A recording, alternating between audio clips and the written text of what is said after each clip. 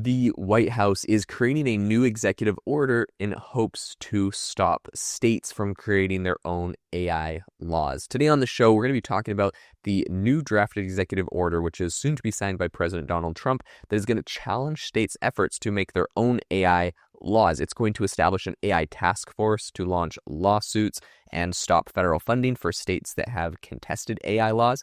And this is something that is being supported in one way or another by Sam Altman's OpenAI and also the venture capital firm Andreessen Horowitz, who essentially oppose a state-by-state policy approach. So this is a very interesting moment to see if the federal government, if the heads of industry will stop this, or if there's going to be kind of a battle throughout the states. We're going to be diving into all of this on the show today. But before we do, I wanted to mention that if you want to try all of the AI models I talk about on the show, I'd love for you to check out my own startup, which is called AIbox.ai. I'll leave a link in the description. You get access to all of the top AI models from Google, OpenAI, Anthropic.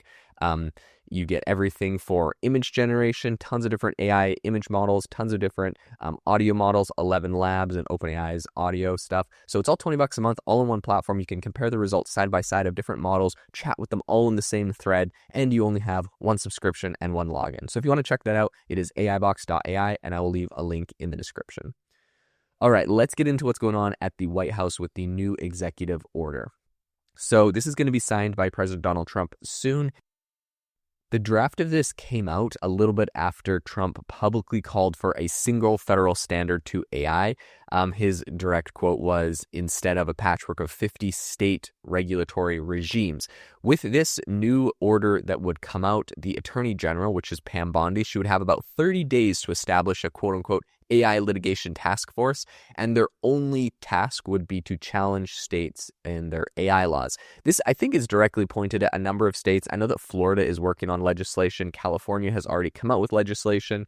And so I think the federal government is concerned that if all of the different states enact different AI regulations, that essentially it's a race to the bottom, or AI companies are going to just have to cater to the most stringent demands of whatever state has the most regulation, which at this point feels like it's going to be California. So California would essentially be setting the AI laws for the country. Now, I think there's going to be a lot of arguments about this from all sides. This order was first reported by The Information. It's not finalized yet, I'll say.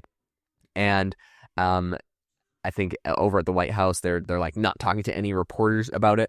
But it apparently is also going to direct the Commerce Secretary, who is Howard Lutnick, an ally, close ally of Trump, to tell states with contested AI laws that they are ineligible for funds after the federal Broadband Equity Access and Deployment Program, BRED. It's more than $42 billion that has been allocated to funding all U.S. states and territories.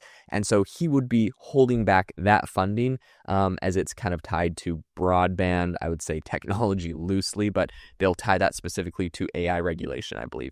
The way that the order is currently written, it would be a big win for the AI industry, which is growing a lot. Sam Altman and, of course, Andreessen Horowitz, one of the number one VCs, a bunch of other Silicon Valley people are all contesting the kind of state-by-state policy approach. And I'll be honest, I think it actually is pretty confusing and complicated for a startup and for an AI company to have to deal with every different state creating their own laws. I think that's going to become a tricky place. If we can have something that's just standardized across the entire country, that would be, like, in my opinion, the best option.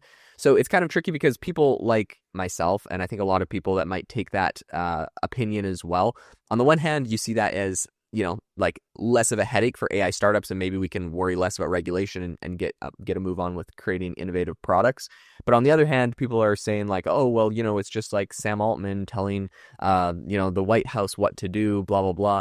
At the end of the day, I think the industry leaders, yes, it's in their best interest and they're going to make more money from it. But I also think for users, you're going to get a better product, and it's probably just a better thing overall. But, you know, of course, that's my opinion.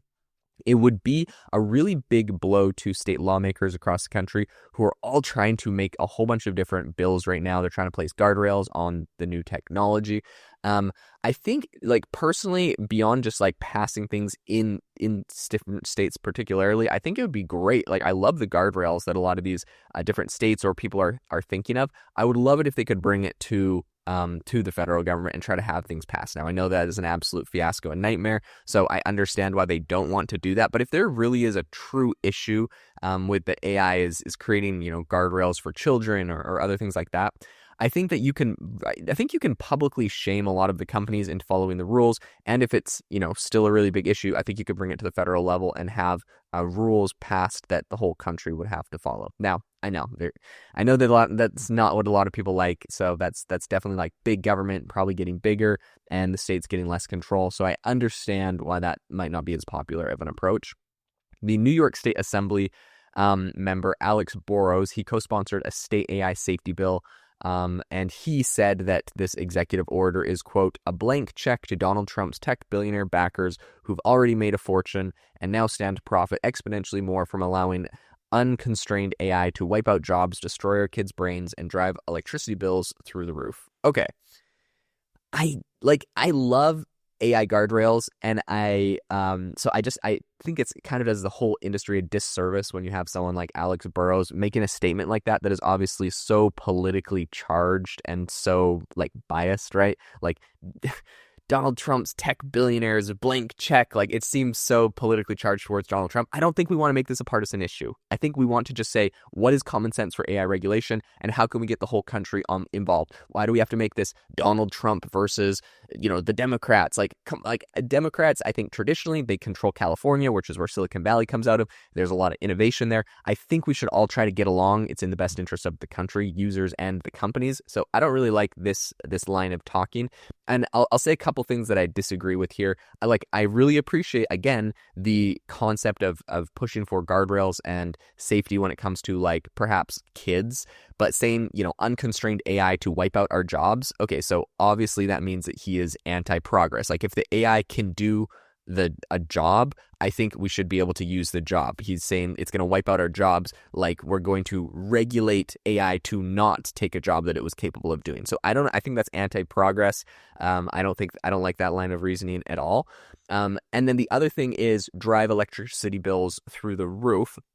I think he's touching on two things here. One that I'll give him his flowers for is, yes, I believe a lot of these data centers and these big AI companies are making deals with states particularly. So also, this is a state problem. This isn't a federal problem. So really, I think he should be talking to other states. But states are making deals with a lot of these big companies to give them deals and incentives and tax breaks to build their data centers. Now, they're going to get subsidized electricity costs, which what is subsidized electricity costs for a data center? I mean, it just means that everyone that actually lives there, their electrical bills will go up. I've seen this in Arizona. When I was living there, our electrical bill is absolutely insane. I've paid $1,000 a month for a 1,700 square foot home for electricity, which to me was just crazy considering that like doubled or tripled since I purchased the home like 5 years before.